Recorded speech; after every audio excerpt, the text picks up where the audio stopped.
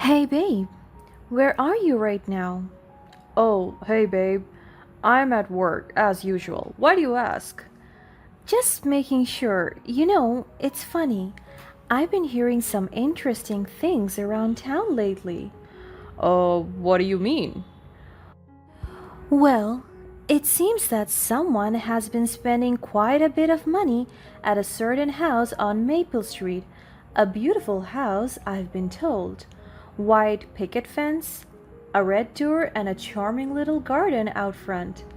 I have no idea what you're talking about, Sarah. I've been at work, like I said. Oh, David, you're such a terrible liar. I could practically hear the tremble in your voice. That house is just not any house, is it? It's your little secret hideaway, isn't it? Babe, I swear, I haven't been to any house on Maple Street or anywhere else. Funny, because I have quite a detailed description of that house. The one with the wraparound porch and a balcony overlooking the backyard. A place where you and your mistress can hide away from the world. Sarah, I can explain. It's not what you think. Save it, David. I have had enough of your lies and deceit. You're nothing but a coward hiding behind empty words. Sarah, please, let's talk about it. We can work things out. No, David, it's over. I deserve better than a spineless man who sneaks around behind my back. The divorce papers are on their way. Wait, Goodbye. My name is Sarah, a 32-year-old woman living in a bustling city. I have built a successful career as a marketing executive, and I was well known in the industry for my innovative ideas and dedication. Alongside my busy professional life, I shared a loving home with my husband David, who was a charming and supportive architect. We had been married for 5 years, and throughout our relationship, we had always been each other's biggest cheerleaders. Despite the demands of our careers, we prioritized our relationship and nurtured a strong bond.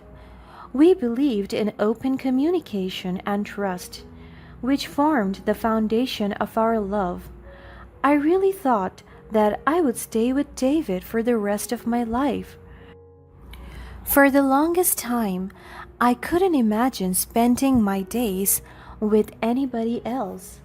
However, life always has a way of testing even the strongest connections, and one day everything changed. To be honest, it happened very innocently. I was using David's laptop because mine had previously broken down.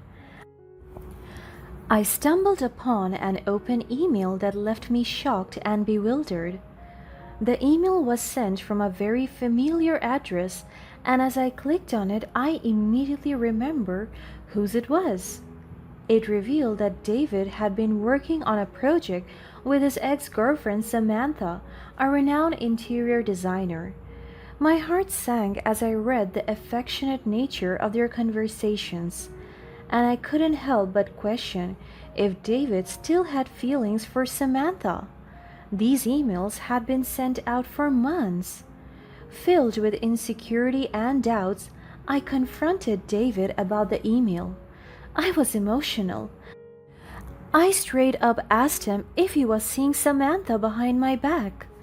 He immediately became defensive, insisting that it was just a professional collaboration and that I was overreacting. His words were hurtful. you're overreacting. It's just for work. Why didn't you think of telling me about it then? We talk about everything. What? So I can't even have some privacy now? That's terrible, Sarah. No, that's not what I meant at all. How could you even say that? Just stop it, Sarah. You're being unbearable. At that point, I stopped talking. I was on the verge of crying. David had never talked to me like that before, and deep down, I knew that I had struck a nerve. I was scared to find out the true reason why. Noticing my silence, David softened his voice again. It was as if he knew I would react that way. He urged me to trust him and assured me that there was nothing more to it. That strangely comforted me a lot, so I did tell him that I would let it go. But deep down, I couldn't shake off the doubts that gnawed at me. Something felt off, and I knew I had to address it. Determined to protect our relationship, I decided to give David the benefit of the doubt. The next few weeks were really difficult for me as I tried to navigate our relationship. Some nights I couldn't even sleep, thinking about how David might be seeing Samantha behind my back. I was getting more and more paranoid, and I couldn't help myself. I was struggling, and in hindsight, it felt like part of me already knew what was going to happen but couldn't accept it. We even went to couples therapy together, hoping to rebuild the trust that had been shaken. In those sessions, we learned more about effective communication techniques and ways to heal emotional wounds. To be honest, it was frustrating to me, to say the least. I had always thought we had made that clear with each other, and yet David still managed to mess it up. But at least he still acknowledged his mistake and vowed to be more attentive to my needs. He expressed regret for not telling me about Samantha's project earlier, and he assured me that he would be more transparent in the future. Once again, he said that there was nothing romantic going on between them. It was merely for work. As we worked on rebuilding our relationship, things started to improve. David made genuine efforts to be more transparent and attentive to my concerns. He would plan romantic nights out with me and get me small gifts that reminded him of me. I was really hoping that our marriage would heal completely. Our bond grew stronger, and I began to believe that it was just me being overdramatic. After all. Encouraged by our progress, I decided to surprise David one morning by visiting his office with his favorite coffee, hoping to show him my love and support. However, the surprise visit would turn out to change my life and marriage forever. As I approached David's workplace, my heart skipped a beat when I noticed Samantha sitting at a nearby coffee shop. Fear and jealousy rushed back. Fueled by memories of their past together, unsure of what to do, I parked my car and decided to wait, hoping to catch a glimpse of David's interaction with Samantha. I thought to myself that they might just be meeting each other to discuss work. I waited and waited in extreme anxiety. In my gut, I knew that something terrible was going to happen. Minutes turned into an hour, and finally David arrived, accompanied by his realtor. I had to look twice just to make sure it was indeed David's trusted realtor. I didn't know him personally, but I knew what he looked like.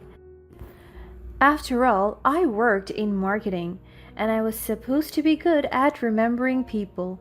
Confusion washed over me. Why was this realtor involved? Was David trying to buy a new house? And what was Samantha doing here? My mind raced with unanswered questions. Just a few minutes in, David and Samantha got up from their seats as they followed the realtor outside. All three of them went in David's car as if to go somewhere together. Driven by a desperate need to uncover the truth, I decided to follow them discreetly. I trailed their car until we reached the outskirts of town, where new residential areas were being built. Then David and Samantha went inside a house together with the realtor, and they were looking around in there for almost an hour. I parked my car outside and patiently waited. The chance has come for me to figure out once and for all if David was cheating on me. David and Samantha eventually left, leaving the realtor alone to clean up everything. I mastered the courage to approach the realtor, my heart pounding with anticipation. I cautiously inquired about the house, pretending to be an interested buyer. I was hoping for an innocent explanation. Maybe this was what they were working on together, designing the house and making sure it worked with their client's requirements. I didn't know what I was hoping for, but certainly not the truth. But what discovered shattered me. The realtor informed me that the house had already been reserved by an engaged couple. It hit me like a tidal wave. David and Samantha had been planning a life together, designing their home in secret, behind my back. It was a devastating revelation. Feeling a mix of anger, betrayal, and determination, I sought legal advice to protect myself. I contacted a lawyer and asked her to help me with all the divorce papers. I also began visiting David's house every day whenever I knew for a fact that he was at work, pretending to be really interested in moving to that neighborhood and engaging in conversations with the neighbors. Through these interactions, the truth gradually unraveled before my eyes. I learned that Samantha and David had been meeting at the house for months, meticulously planning their shared future. I thought long and hard about why David could possibly cheat on me. What had I done wrong? Had I overlooked any signs?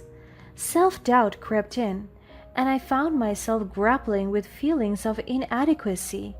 And worse, how could he continue to stay in a loveless marriage if he had already planned a life with another woman?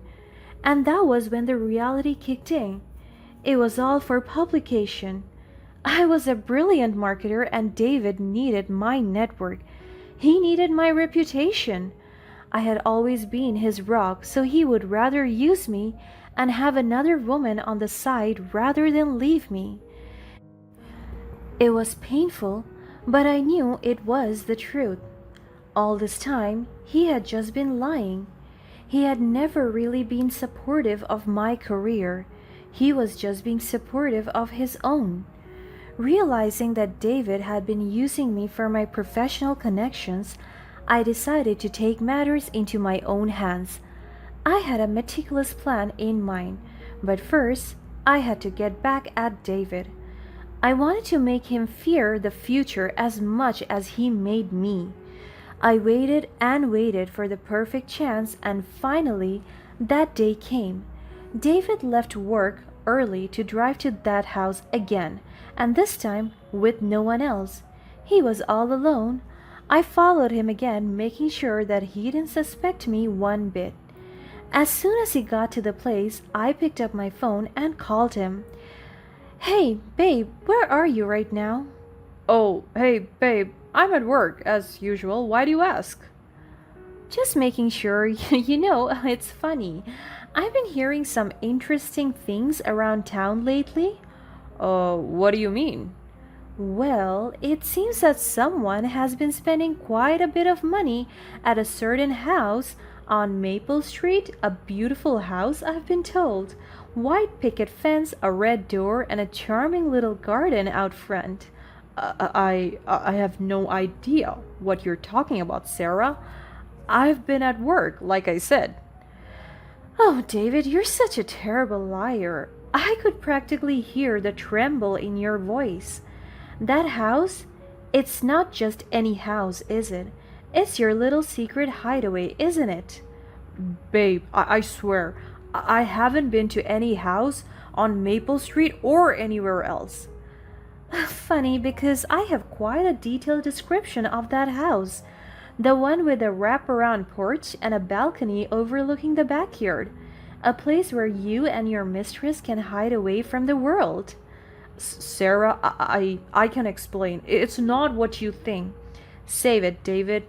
I have had enough of your lies and deceit. You're nothing but a coward hiding behind empty words. Sarah, please, let's talk about this. We can work things out. No, David, it's over.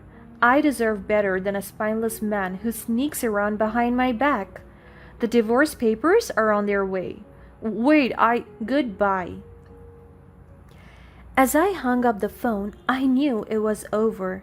I drove past him, slowing down right in front of his face. He was still in shock. As soon as he saw my car, he recognized it right away. He was running after me, but I didn't even roll the window down. I kept driving. He could live in fear now, knowing the power I had in controlling the media and his image to the public. In the days after, he called me constantly. I didn't pick up once. I had already moved my belongings out of our shared apartment. The divorce papers had already been sent to him too. I was done, and I was just waiting for him to pay the price. I used my influence to expose his lies, ensuring that the truth was revealed to everyone in the industry. I even secretly hired a ghostwriter to blog out the scandal. I must tell you, it's not nice to tell the world that you had been cheated on, but it was nice to see everyone side with you. After all, he wrecked our marriage and I didn't. I was being the best wife I could be to him, but none of that mattered, so why should I care now? The scandal that followed was immense, resulting in both David and Samantha losing their jobs due to the overwhelming public backlash. The internet rallied behind me, providing support and validations for my actions. After everything had settled, I focused on rebuilding my life and rediscovering joy in the things that truly mattered. I channeled my energy into nurturing genuine relationships and exploring new passions like painting, hiking, and best of all, traveling. As I embraced the healing process, I reconnected with so many of my friends and families who stood by my side throughout the ordeal. I also poured my energy into my work as a marketing executive. I became even more dedicated, pushing boundaries and unleashing my innovative ideas. My dedication and hard work paid off as my professional reputation grew, and I became known as a star in my field. In the end, I found happiness in the freedom to be myself, unbothered by the weight of a loveless marriage. Life has thrown its challenges my way, but I emerged so much better, happier, and healthier. I cannot be more grateful for this journey.